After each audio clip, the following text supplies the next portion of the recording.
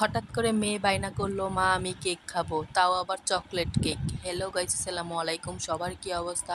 আশা করি সবাই খুব ভালো আছেন, আমিও খুব ভালো আছি আলহামদুলিল্লাহ। চলে আসলাম আরেকটি নতুন ব্লগ নিয়ে। আসলে কেক তো আমরা ছোট বড় সবাই খুব পছন্দ করি খেতে, তাই না? আর যদি সেটা হয় ছোট মানুষ, তাহলে তো আর কথাই নেই। আর ছোট বাচ্চাদের জন্য কেক জিনিসটা অন্যরকম একটু ভালো লাগা কাজ করে। তো হঠাৎ করে আমার মেয়ে আবদার করলো যে মা কেক খাবো তোমার হাতে। আর আমি বরাবর ঘরের মধ্যে কিছুদিন পরে পরে এমনিই কেক বানানো হয়, আর এর আগেও আমি আরও অনেক ব্লগ দিয়েছি কেক বানানো। তো আজকেও সেই ব্লগটা নিয়ে চলে আসলাম কিভাবে কি বানাবো। তো এই তো প্রথমে দেখলেন আমি প্রথমে 2টা ডিম নিয়েছিলাম, 2টা না 3টা মেবি। তারপর হচ্ছে ওই ডিমগুলা হচ্ছে আমি ভালো করে ব্লেন্ড করে, আর আমি আজকে এই হাতের মেশিনটা দিয়েই ভাবছিলাম কেকটা বানাবো। আমার কাছে কিন্তু বিটার আছে, কিন্তু আমি চাচ্ছিলাম যে আজকে অন্যরকমভাবে একটু বানাই, কারণ হচ্ছে সবাই তো সবার বাসায় বিটার থাকে না। আর বিটার ছাড়াও কিন্তু ভালোই করেই কিন্তু কেক বানানো যায় এই হাতের হ্যান্ড মেশিন দিয়ে। তো আমি আজকে এই জন্য এটা দিয়ে ট্রাই করেছি, যেহেতু আমি ছোট করেই বানাতে চেয়েছিলাম, বেশি বড় বানাবো না। আর এমনিতে বিটার দিয়ে করলে তাড়াতাড়ি হয়। তো এই তো আমি আস্তে আস্তে এইখানে সব উপকরণগুলো দিয়ে দিয়েছি। আর কেক বানানো কিন্তু অত কঠিন না, আমরা অনেকেই মনে করি অনেক কঠিন, কিন্তু আমরা যদি সবাই একবার করে হলেও বাসায় ট্রাই করি, তাহলে কিন্তু আমরা বুঝবো যে আসলে কতটা সহজ।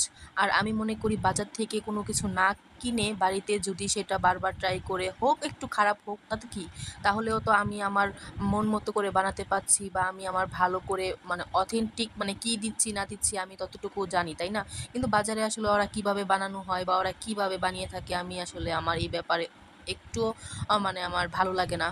সেজন্য বরাবর আমি সবসময় বাসায় ট্রাই করি, সব কিছুই বানানোর ট্রাই করি। বাহিরের অনেক জাতীয় খাবার আছে যেগুলো হচ্ছে আমি বাসায় ট্রাই করি, ফাস্টফুড জাতীয় খাবার, পিৎজা হোক, বার্গার হোক, বা পাস্তা বা যেগুলাই হোক না কেন, কেক বা আরও অনেক কিছুই আছে বেকারি টাইমের মানে বেকারি টাইপের খাবার, ওইগুলো সবই আমি বাসায় ট্রাই করি বানানোর জন্য। আর মোটামুটি বাড়িতে সবাই, আমার বাসার লোকজন সবাই সেগুলো খেয়েও বলে আলহামদুলিল্লাহ খুব ভালো হয় তোমার।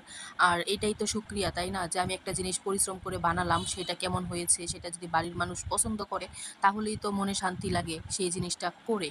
তাহলে আরও উৎসাহ পাই বা জিনিসটা করার জন্য যে আরও ইচ্ছে করে যে বারবার বানাই। তো যাই হোক, আসলে আজকে আমি কিভাবে কি করলাম ওইটা আসলে অত বেশি বললাম না, কারণ এর আগেও আমি অনেকবার কেকের রেসিপি দিয়েছি, দেন হচ্ছে বলেছি। তো যাই হোক, নেক্সটে অবশ্য আবার যেদিন বানাবো সেদিন হচ্ছে বলার ট্রাই করব। আজকে অনেক কথা বলেই হচ্ছে রেসিপি আর দেওয়া হলো না।